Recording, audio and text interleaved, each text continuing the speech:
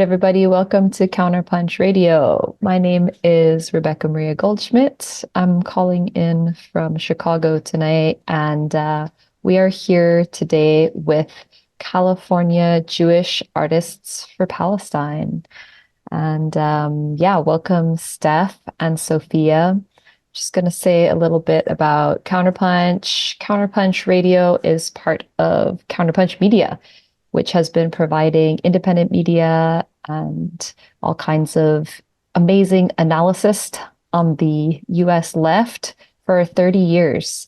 Actually, $25 donation or a monthly donation is welcome in order to access CP Plus materials, bonus articles, and Counterpunch's archive since 1993 or 94.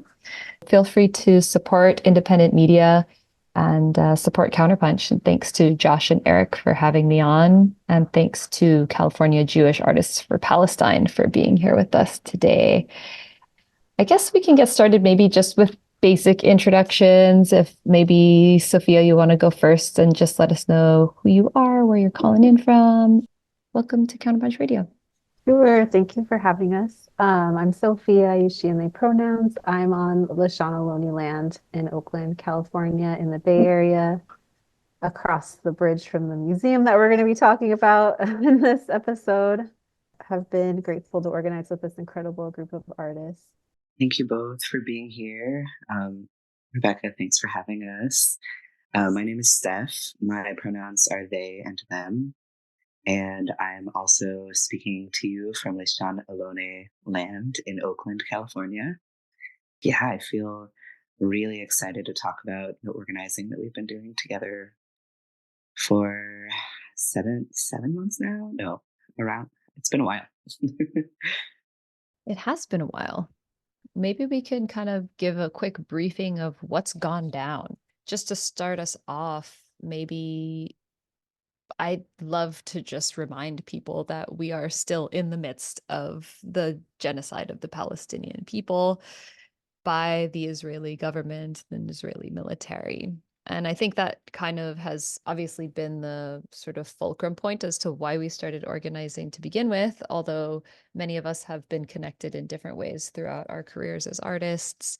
Today, we're here to talk about the Contemporary Jewish Museum in San Francisco and how we have organized to, I don't even know what the right word is, sort of infiltrate, to draw attention to make people aware within the Jewish community and as well as just the San Francisco Bay Area community and California community in general, the ties that the California or the Contemporary Jewish Museum has to the state of Israel and to Zionist funding, and why we believe as artists that it's a critical moment to use our voices and to use our art to not only draw attention to the genocide of the Palestinian people, but to completely end it and dismantle the Zionist entity and the state of Israel in general.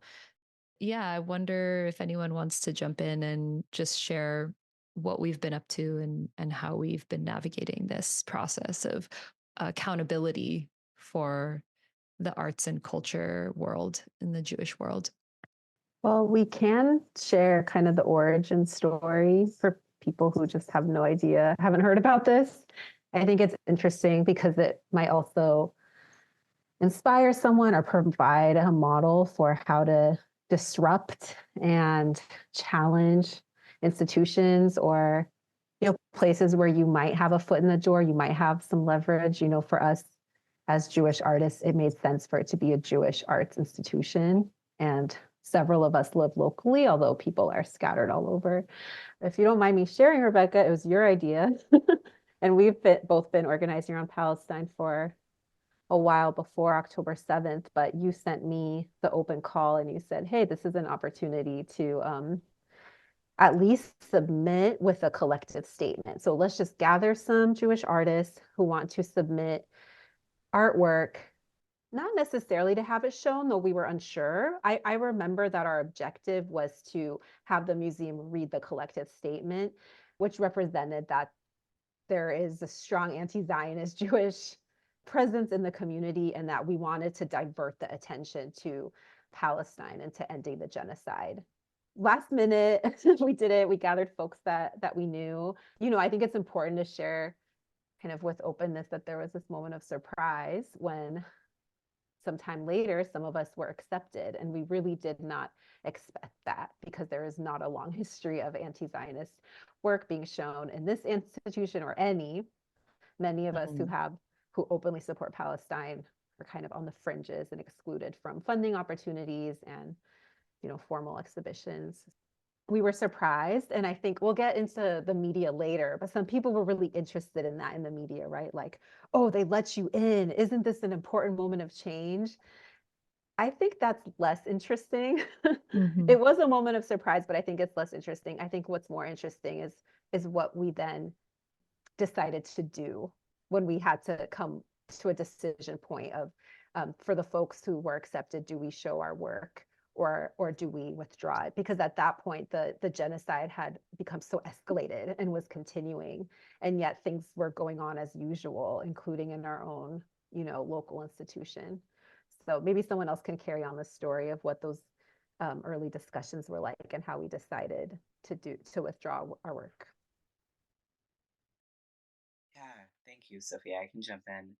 I think that one of the earlier conversations that we had was around impact and strategy and like how we could be most impactful was kind of how we were approaching it from the very beginning.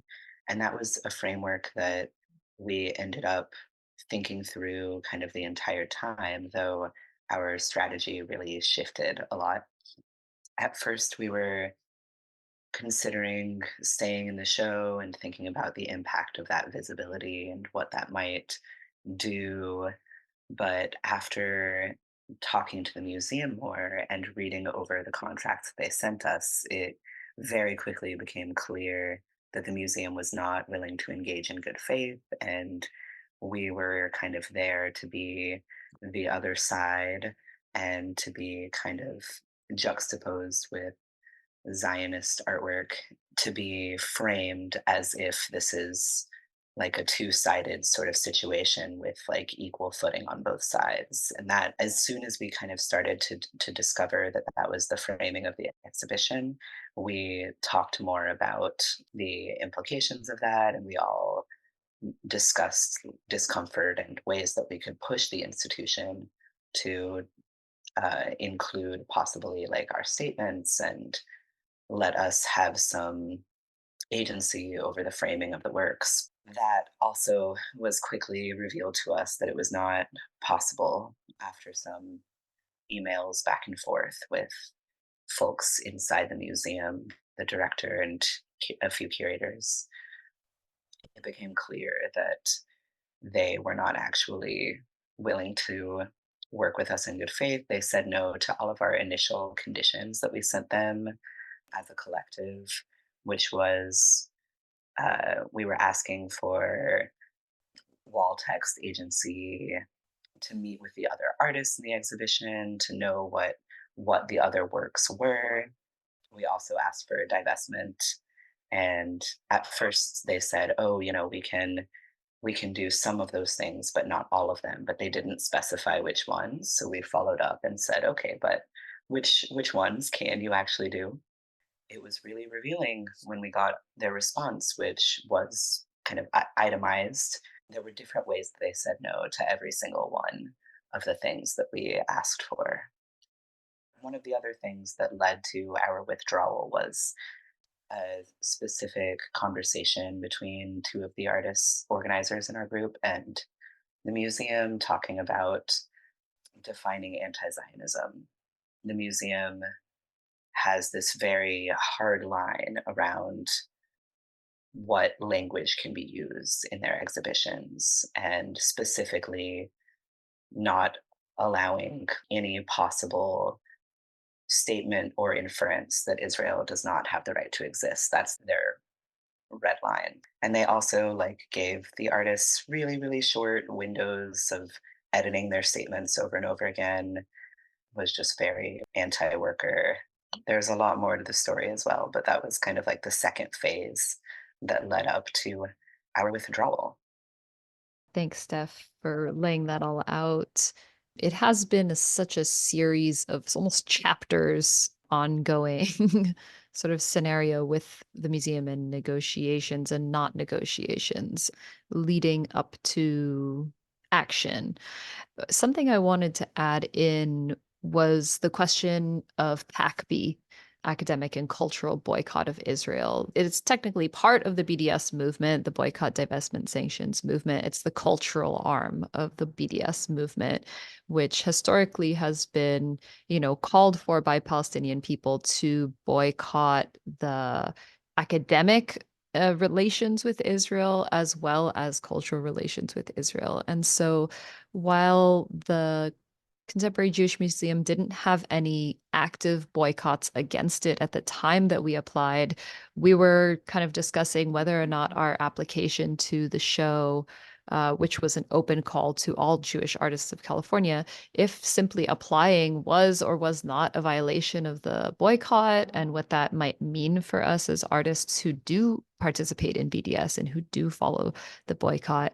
And I think one thing that in discussions with our peers and other people who work on PACBI stuff, I think one thing that came up was that through this work, we have actually informed more people about PACBI, what it is, how it relates to museums and institutions and artists, and how artists can be more involved. I think a lot of artists worldwide, from the Venice Biennale to, the folks who have been disrupting the Brooklyn Museum in New York. There are museums that have been sites of protest in many different ways, not only for Palestine. I mean, Black Lives Matter had a lot of museum protest actions, the MoMA in New York. I mean, it goes on, right? Artists are consistently the voice of protests worldwide in different scenarios.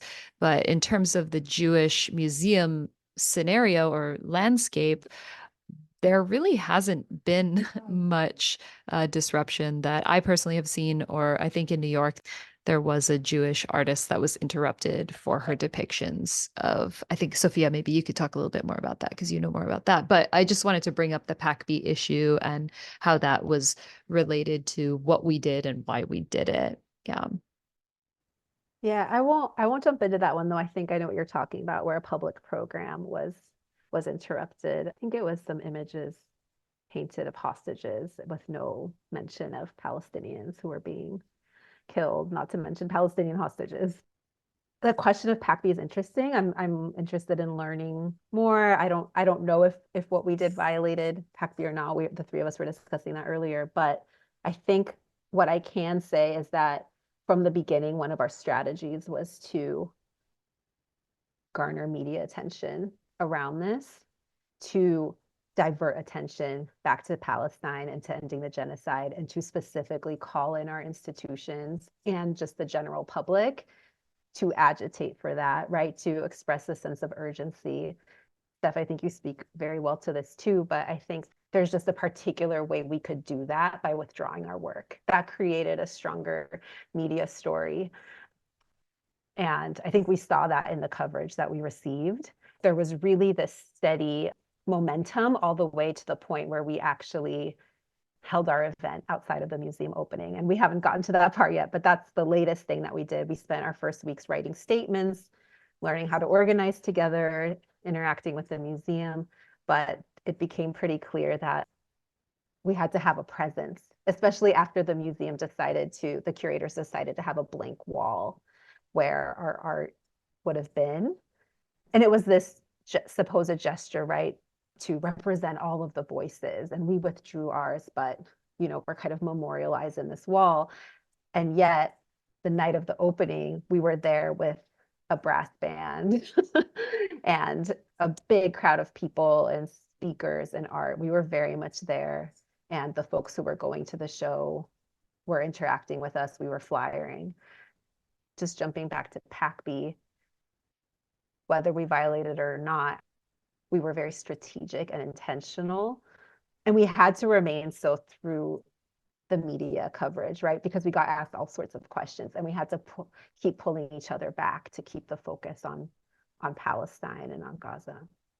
Absolutely. I think that one of the things I've been trying to hold in my own practice as an artist and as an organizer is thinking about what leverage I have and how to use it, and in what ways can I have the most impact. One of the things about publicly withdrawing is that it creates a big splashy impact. And that was one way that we could get our foot in the door and use that story to apply pressure to this arts institution, as well as all arts and cultural institutions, and also to show solidarity with other arts and cultural workers here in the Bay Area, as well as all over the world, who have been using their positionality in their work and their labor, or withholding their work and their labor to make an impact and to be in solidarity with Palestinian liberation.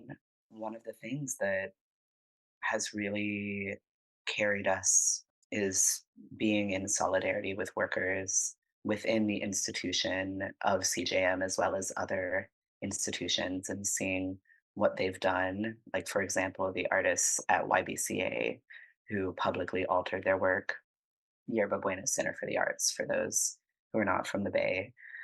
Those artists made the choice to publicly alter their works. YBCA reacted so poorly as an institution, but the workers within that institution refused to clean up, as the museum put it. They refused to take down the banners that artists put over their work, or clean off the spray paint that artists applied to their own works. And that workers' solidarity was so profound, is so profoundly powerful.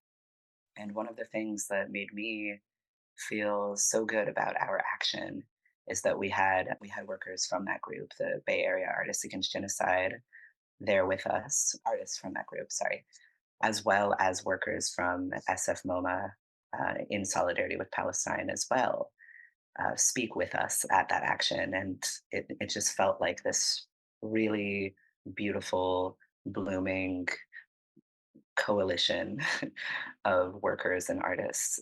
Yeah, it feels really powerful. Just wanted to name that. Thanks, Steph. Shout out to YBCA, to Bay Area Artists Against Genocide, BOG. Shout out to SF MoMA Workers for Palestine.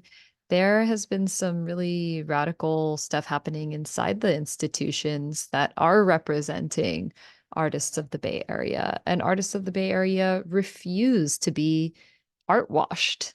And I think that's, another thing that kept coming up is just the idea of art washing, the idea of using artists to promote a sort of agenda of progressiveness, to tokenize artists of color or Jewish artists or Palestinian artists, to create this sort of image of an institution that's doing the right thing. But then when the artists speak their truths and the realities of the situation, which is, 15,000 children have been murdered in Gaza. And, we have so many injuries and so many people have become disabled. And the place is essentially unlivable. When artists begin to speak the realities of what they're making work about, then the institutions get really freaked out about that and basically want you to shut the hell up. Like you both just said, what is the leverage that we do have and how can we use it? And the media was something that we knew would be interested in writing about this. And also, we were aware that we would be heavily censored. And of course, it would come back to us, which is why we wanted to even do a podcast about what we did. So it wouldn't be sort of third-party interpretation of what we actually did. It would be straight from our voices. So shout out to CounterPunch for giving us space to talk about this, and just independent media in general. Some of the coverage that we did have that was good came from Hyperallergic, also came from KQED, and I believe it was the the San Francisco Examiner, that allowed our message of stop the genocide, of an immediate and permanent ceasefire, of anti-Zionism is not anti-Semitism. You know, our main and key messaging did come through in the media coverage that was given to us by certain journalists. So thank you to the journalists who were able to report comprehensively on what our action was about. And then we also were interviewed, and we were also not interviewed by other Jewish not institutions, but media outlets, as well as the New York Times, which for me personally, I didn't want to talk to the New York Times. And we can talk a little bit about maybe about that, or about any of the media interactions that we've had. Maybe we can discuss that a little bit, and what was the intention. I think one thing that we really tried to do, which I really appreciated with you guys and just the group in general, was that everything was very collectively done. I think we tried our best to converse and discuss all of the answers and responses that we did give to the media, and none of us were sort of out in the cold alone. It was a very collective and collaborative experience. I don't know if anyone else wants to add on to that. Go ahead. Thank you. Yeah, I was just thinking about our response, or the ways that we decided how or how not to respond to the New York Times in particular, or the New York Crimes, as they're also known. Um, so when we first received some reach out emails from them, we were all just kind of a little unsure of how to respond, what to do, because of their abysmal writing around the Palestinian genocide and perpetuating it, not just writing around it, but actively participating in it. So I think we were all very hesitant to even respond, but we realized that they would be writing about us with whether we responded or not, and that it might be strategic to give them some very specifically written statement around what we want them to say, trying to center the genocide as much as possible, and just get them to name that even. So initially we were going to do an interview, but we decided instead to ask for questions and respond with written answers, because we felt that that would give them less room to misinterpret us, or to try shift the focus away from the genocide. And that's one thing that I really appreciate about organizing with all of the folks in our group, is that we all are in agreement that we need to be actively recentering the genocide as much as possible, and moving the attention away from us as individuals, or away from what necessarily like the drama with the museum or whatever. Anyways, that strategy I think was really helpful, because it did allow for us to have just a little bit more control over how we might be portrayed in the New York Times. And the article was not nearly as bad as I thought it would be. So that was a pleasant surprise. Yeah, we've had a lot of varied reactions from the media, a lot of varied writing. I'm rambling. Sophia, what were you No. going to say? Thank you for remembering, because I think I blocked it out. So I was so happy for you to go first. I just pulled up the article because I remember that. Well, first of all, just to share with folks who might be in the situation for the first time, we had also some back and forth with the journalists. So we asked what is the quote that will be used. Only part of it was used, and we felt it misrepresented us. So, we had some back and forth, and that was empowering, just to remember we can, we can withdraw it, or we can push a little bit. And I just pulled up that I remember one of our wins from the risk of talking to the New York Times, which was scary.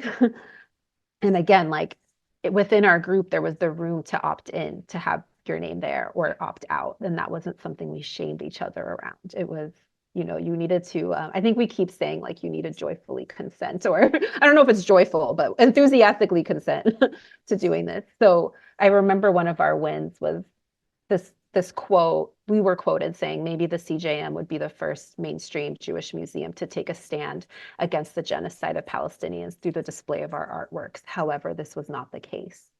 The journalist wasn't saying genocide, but they were using our word and they did put it in, and that felt, again, it feels so small compared to like, we need this insane violence and oppression to just end. But at the same time, and like the second half of the question was more internal. And I think if we can step away from the media a little bit, I think just something I've really appreciated about our group, and I've heard other folks express as well, is the way that we've made space for people to not necessarily agree 100% or even be internally sure of how they want to approach this whole issue, how they want to approach the museum or the media, and yet to continue coming along with us in calling for accountability and courage and action, material action from this institution.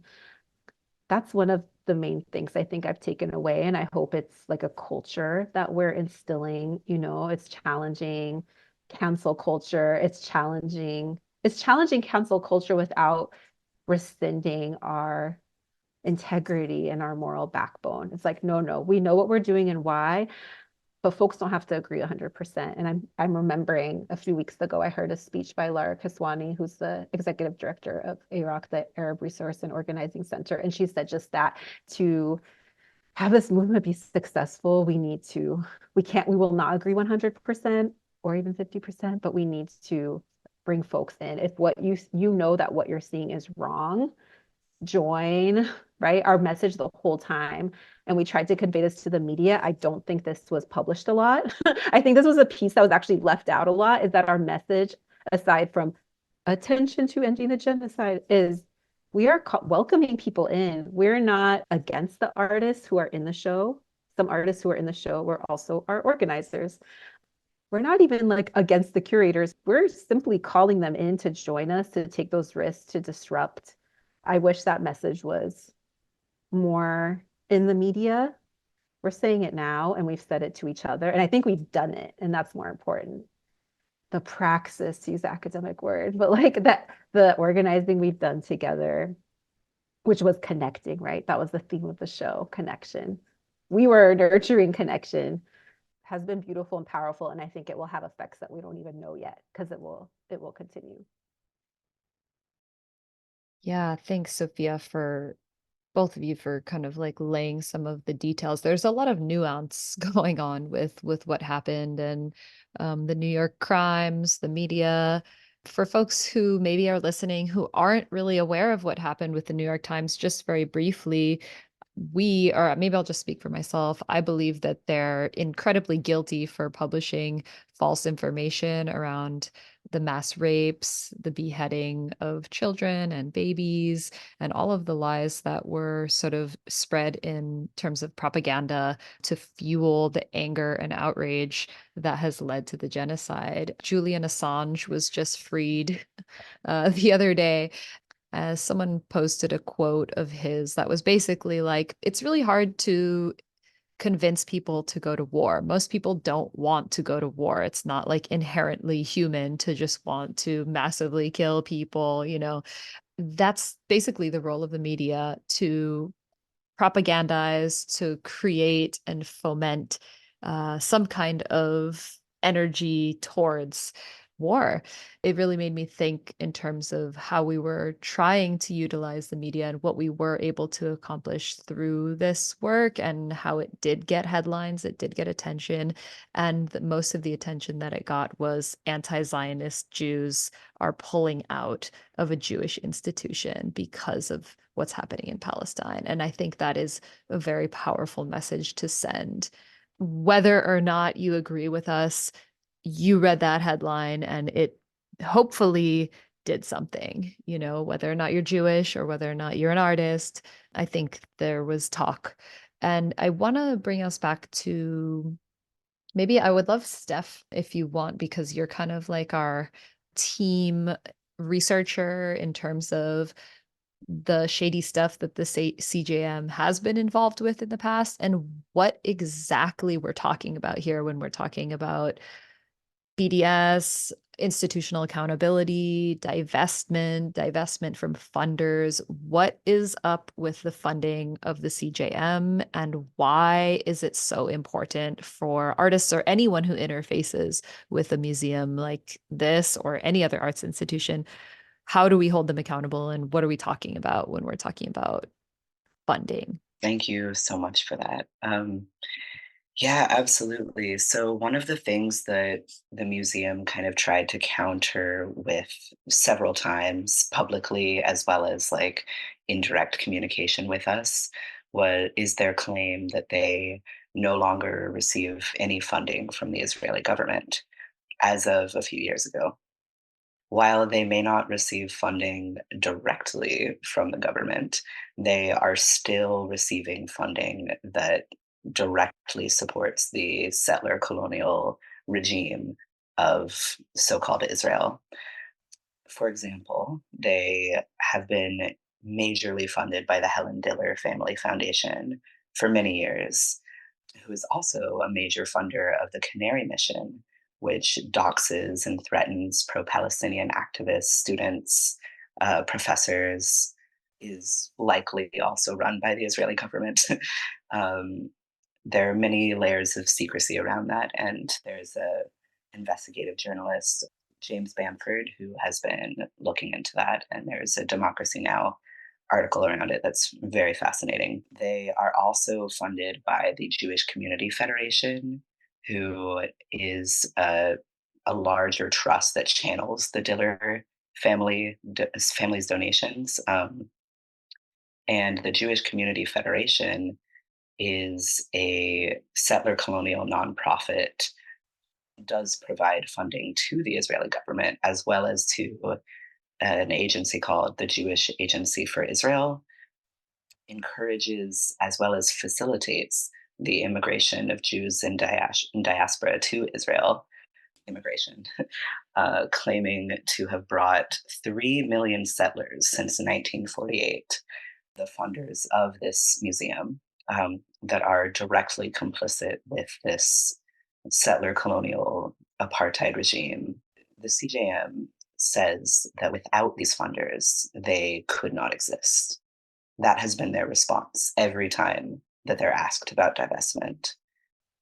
I have a lot of questions about that, but it also just speaks towards this other topic that we were talking about earlier, which is the often kind of diversion that these arts institutions love to use, which is saying, oh, there are people on the inside that are working to change the institution itself slowly over many years. This is happening, to me at least, and I think to all of us in this group.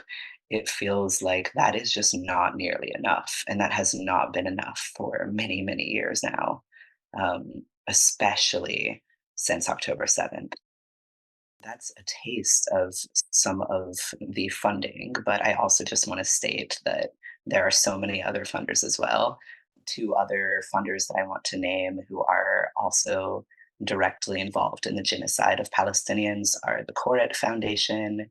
And the Koret Foundation also funds a lot of other institutions here in the Bay Area, as well as probably all over California, and Bank of America as well, who is a part of a huge deal with the Elbit Systems, Israeli weapons manufacturer, and they're also a major donor of the Contemporary Jewish Museum. So, yep, that's just a taste. There's a lot more as well. Those are some of the main folks that we are pushing the museum to divest from.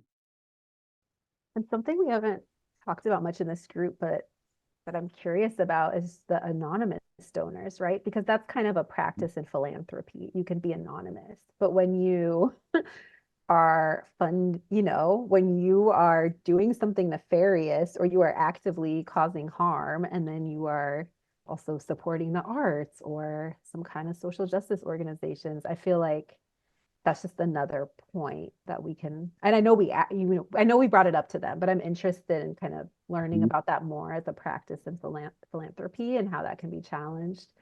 And I don't think we've even really spent time looking into their board. So I think that's something YBCA artists have done. But when you think about who are the folks that are kind of leveraging their relationships and doing the fundraising, that's just another pressure point that continue to look into.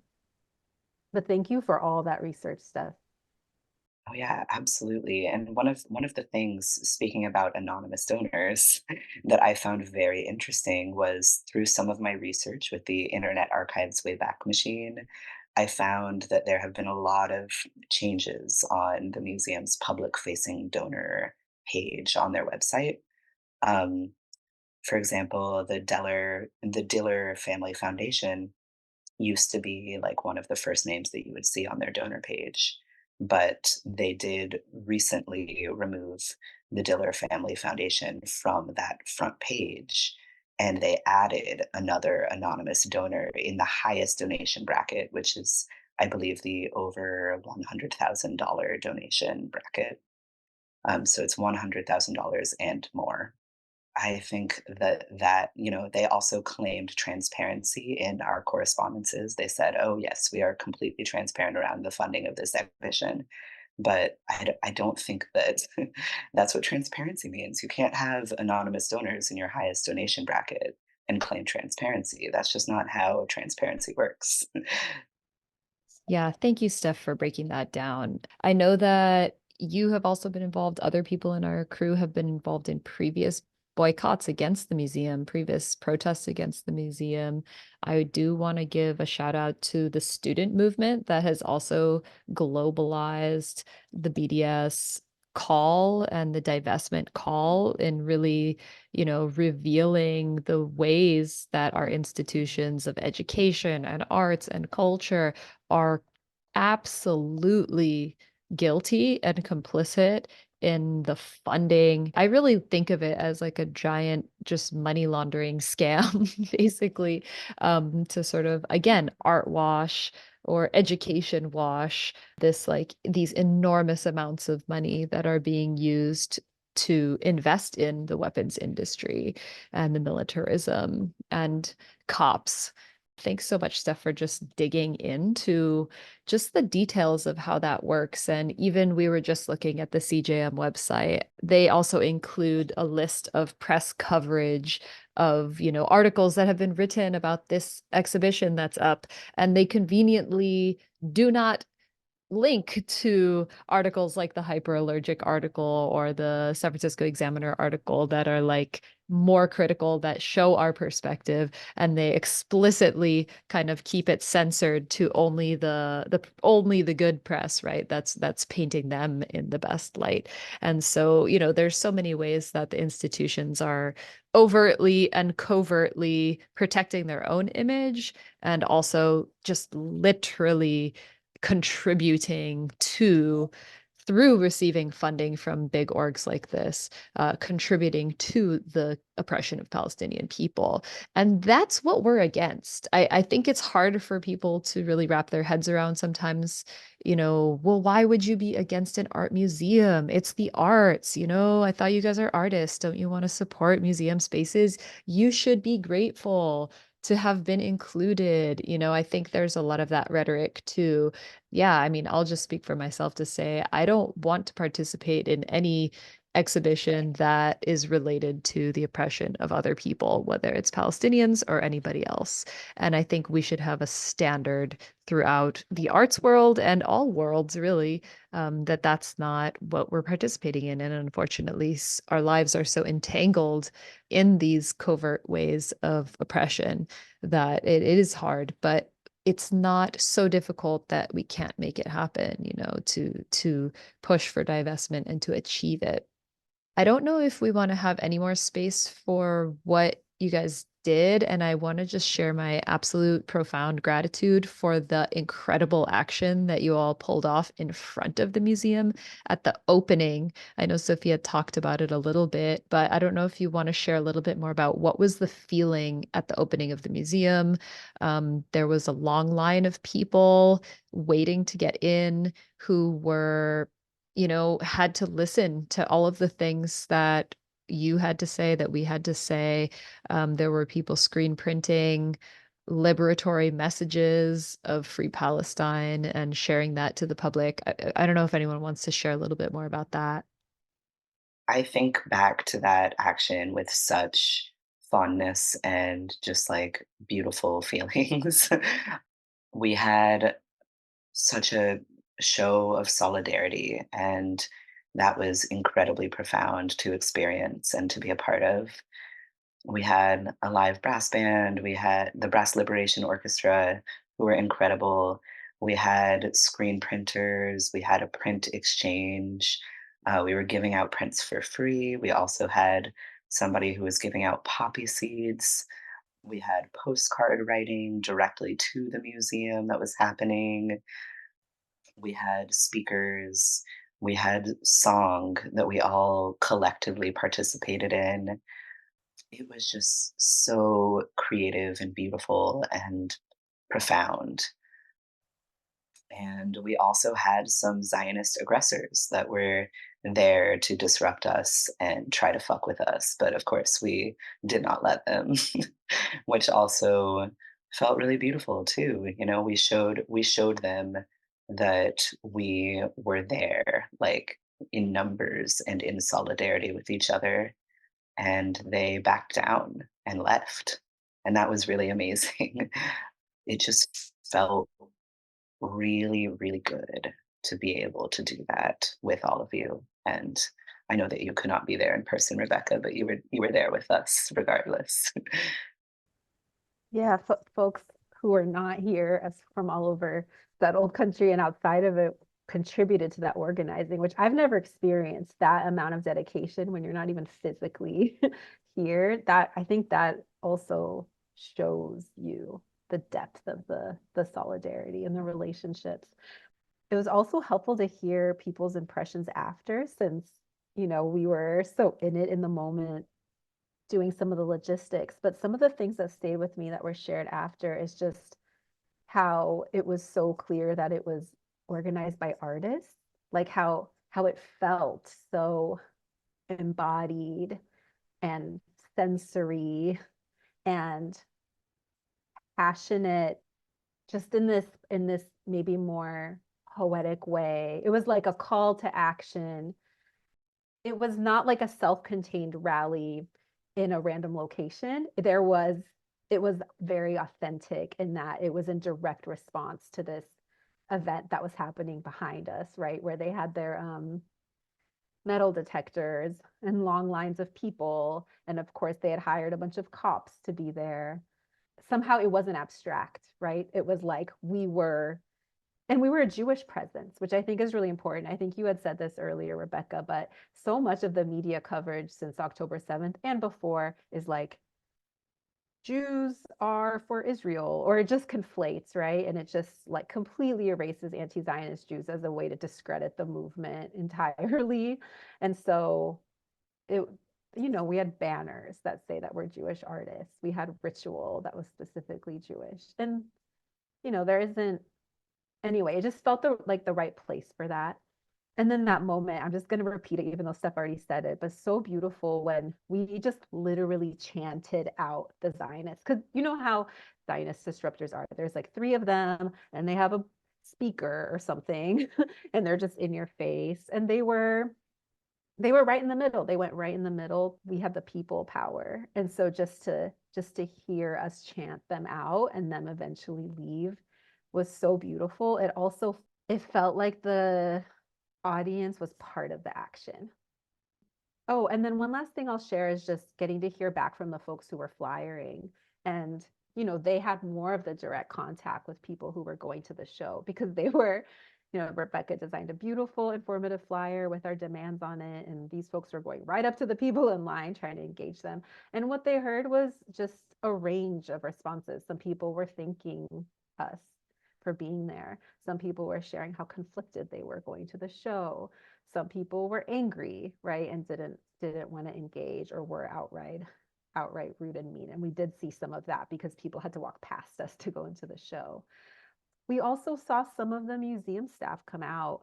I didn't have the capacity to interact with them directly. I don't know who they were, but I know that that was happening.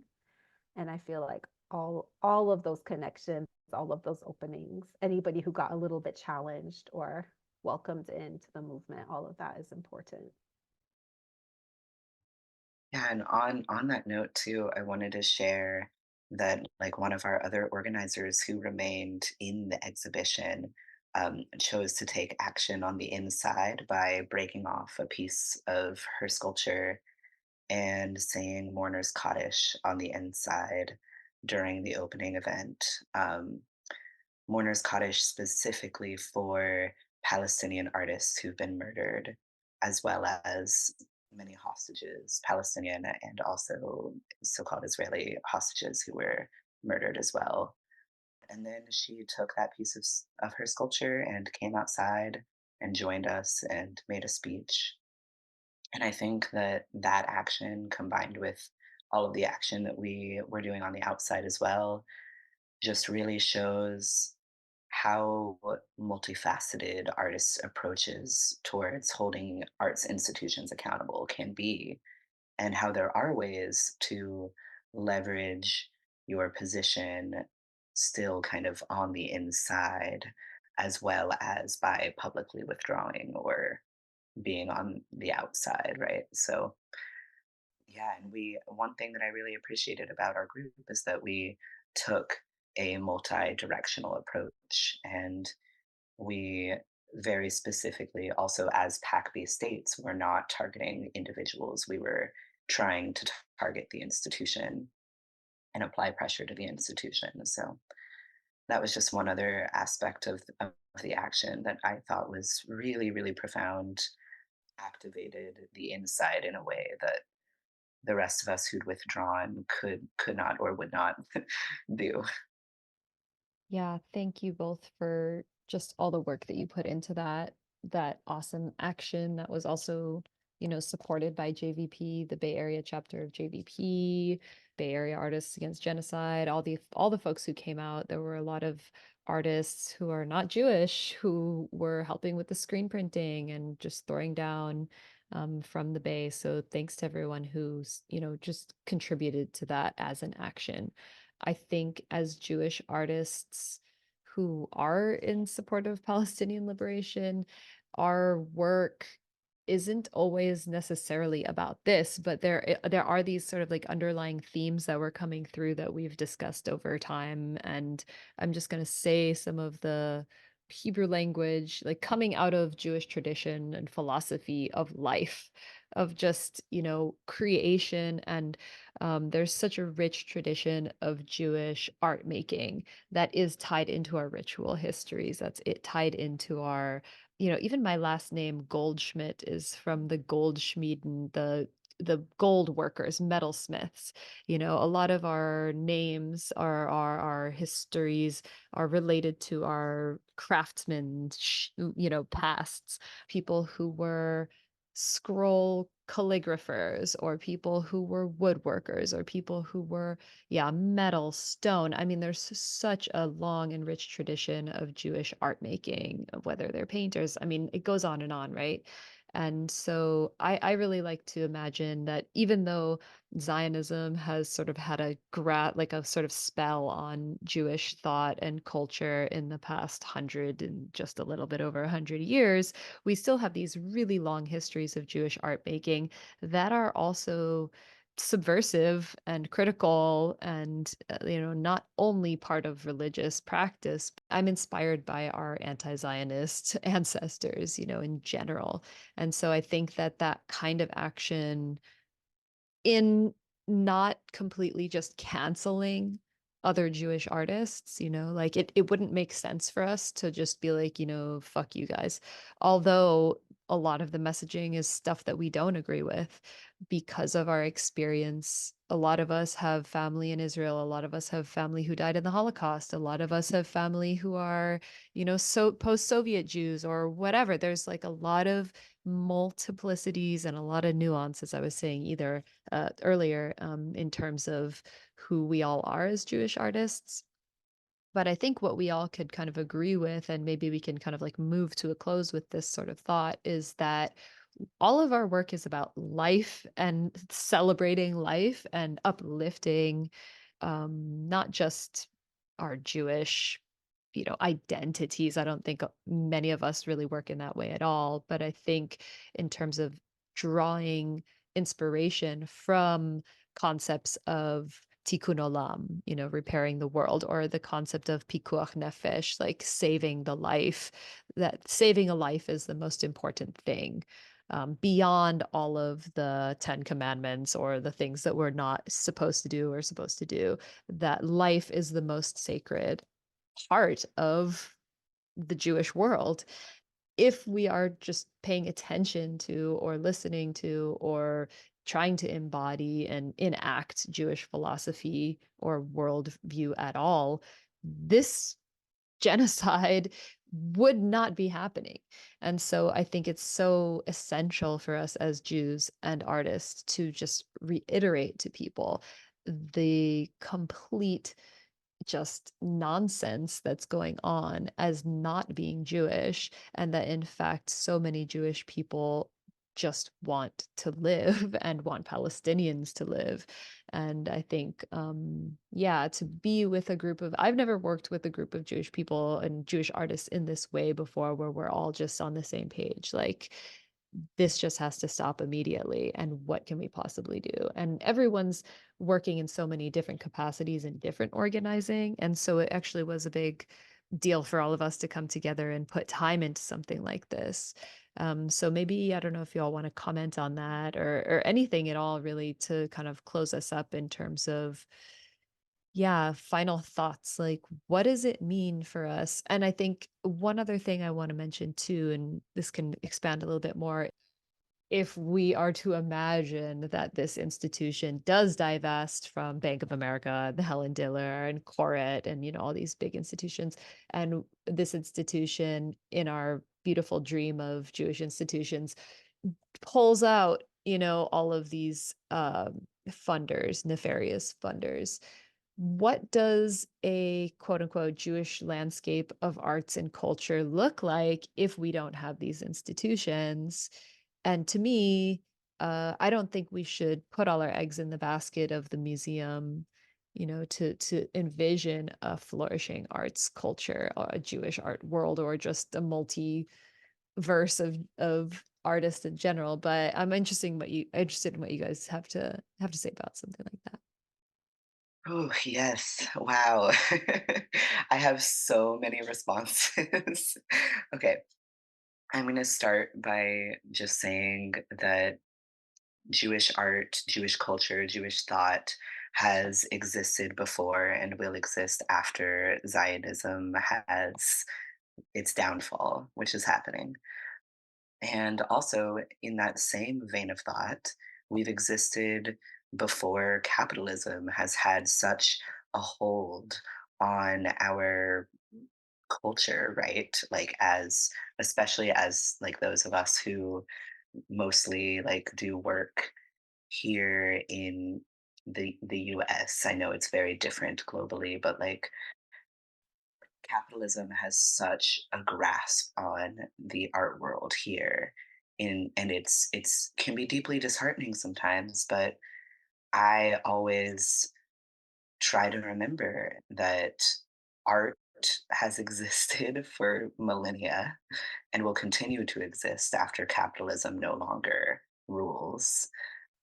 But on that note, we don't need these institutions that have millions of dollars of funding. Our community structures have existed this entire time without funding, or with crowdsource funding or mutual aid funding. And we actually do not need Bank of America's money. They need us way more than we need them. And that has always been true and continues to be true. Capitalism tries to tell us that we need them, but we really don't. So that's my first response.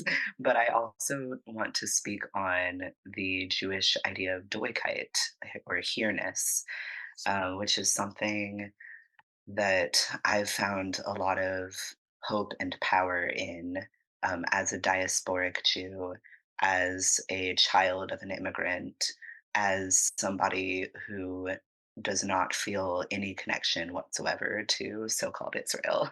I also have some, like, I guess in a way, privilege amongst Jewish anti-Zionist folks. So yeah, but diasporism or doikite, this idea of here-ness, is an embrace of home as us, right? Like we are our homes, which is something that is like connected to my own spirituality in so many ways, not only as the child of an immigrant or as a Jewish person, but just as a trans person. There's so much beauty in that way of thinking of like yourself as your home or your body as a home, and the idea of being able to kind of shape it, or like take some agency back, which has been removed from us through so many colonial efforts over many, many decades. So I find a lot of power in here-ness and in doikite. And my piece that I removed from the exhibition at CJM was a piece in Yiddish and also in English, and Yiddish is a language that is not allowed in Israel because it speaks to that here-ness and this like multicultural Jewishness, which Israel sees as a threat. And I also find power in that. So, anyways, may all empires fall. Amen. Yeah, I think it's interesting, Amen. Steph, that both of our pieces, I submitted a collaborative piece with two friends, and we were all born in the former Soviet Union. And so our piece includes some Russian, but it's actually Hebrew because it says et the mitzvah, which is a mitzvah, meaning a good deed or a commandment from God. But I did notice that you had Yiddish and we had Russian. Yeah, it's kind of interesting to conclude with our own grounding and how that ties to our visions of what's possible, because I think Russian is spoken in the state of Israel. I think maybe a quarter of people there are Russian speaking, and were specifically imported after the Nakba in 1967 to help ensure an Ashkenazi settler majority, and these folks didn't have somewhere else to go. So that is my direct family members. I also have family members right now who are fleeing Russia's war and other instability in Eastern Europe and are getting that Israeli citizenship, which they are able to get almost immediately. So there's just so many rounds of heartbreak. I think those are some of the last people in my family who are on those ancestral lands of ours. So I don't take any of this lightly. I don't take being estranged from my family lightly, but I don't feel like I have another choice. It doesn't feel like a choice. I'm grateful that you brought up queerness. I think that's something that is kind of unspoken in our organizing, but most of us are queer. Some folks are trans, and we're familiar with things like chosen family, queer family, making ourselves, creating ourselves, often against, dominant society or some dominant ideas in our own families or communities of origin. And so I kind of just see this organizing and this artwork as an extension of that, which is an expression of my internal truth. And I do not feel I need institutions for that at all. What I need is relationships with you all and others. We create our spaces, right? We always have. And I'm just thinking it's Pride weekend. in San Francisco. Another great example of folks saying no pride with genocide, and people have been divesting from corporate pride for so long, ever since it's been co-opted. Yeah, I think we have the creativity and the self-expression and the rootedness in our history. And so whether we're gonna like transform the institutions or do our work elsewhere, it's gonna happen no matter what. Yes, thank you, Sophia. Yeah, it's been since October 7th, all of us and everyone in our group and everyone in our extended organizing circles and the rippling out effect from our own families within the Jewish community been the most troubling time of my life. Can probably say that for both of you and other folks in our group. It's not easy. And it's also, we know, even harder for Palestinian people who are having to have their entire families murdered. As some of our families have experienced as well. I just want to give gratitude to both of you and to our whole crew for doing that. All of this, like Steph is saying, all empires must fall. It's all falling apart. Zionism is falling apart. From the get-go, a professor of mine was like, we are watching the end of the Zionist state play out in front of us, and unfortunately the price is very high to pay, and all of our Palestinian siblings are suffering. Our family members who live in Palestine, in occupied Palestine, are suffering. And again, 9 months later, we're still trying to end this situation. So for folks who are listening, I would say stay tuned. We don't have an Instagram. We don't really have any way for you to contact us at this particular point.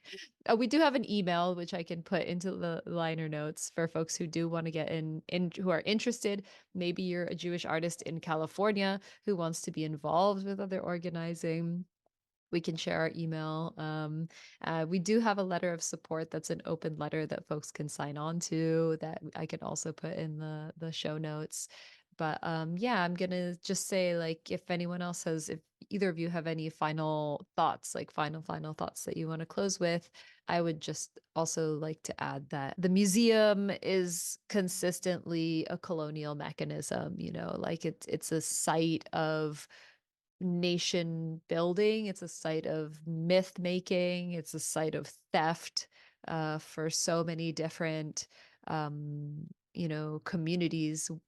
Artworks and ritual objects have been stolen by museums and put into collections, and collections are also always representing the structures of power that most people from the grassroots are up against. But that doesn't mean that they can't be sites of protest, and that they shouldn't be. And so I'm always inspired by any artist who's all up in there trying to make some noise. So thanks to both of you. And yeah, I'll pass it to Steph for final words. Thank you so much, Rebecca. I just really, I guess, want to close by saying that every time that you take action for Palestinian liberation, please remind folks what's going on in Palestine on this day. That's something that we've learned from student organizers that is really important, just to reframe a lot of the kind of American centric narratives that a lot of us can have sometimes here in the States, especially. And I also want to say that as artists, it is our responsibility to use our creativity and our voices to create real social political change. All art is political. Even if you think that your art is apolitical, it's not. Nothing in this world is apolitical.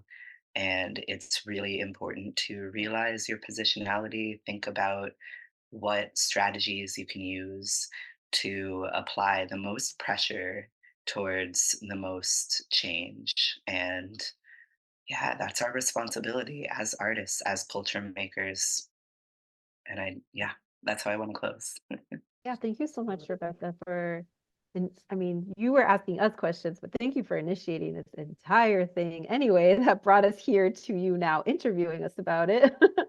um, and just for creating these kinds of opportunities. I guess like one last thing is that just this process has been very emergent. And I think that is part of organizing. And I think you have to, and that's part of art, right? Is like stepping into something and you don't know what's going to come of it. And sometimes when you see it from the outside, you think, oh, those people knew each other and they had this thing written up and they knew what they were going to do. But you heard the story now. It was just, you're just moved. You have to do something and you don't know what's going to come of it. And sometimes these things fizzle out, right? Because that's how organizing works. But I guess that's also a big learning. We're 10 months into this particular escalation. Obviously, like all the violence in the occupied territories has been going on for a long time, but every moment there's a chance to just try something new, to agitate, to challenge. So thank you for this, for the opportunity to do this one together. Thank you to both, and shout out to the rest of our Minion, our group of 10 plus organizers who have been doing awesome stuff in their own organizing world and with California Jewish Artists for Palestine. So yeah, shout out to CounterPunch. Thanks to everyone who's been listening. And if you want to get in touch, check out the liner notes, and hopefully, we can continue on our steady and committed path to liberation for the Palestinian people. Have a great night, everybody. Thanks, and we will see you soon. Free Palestine.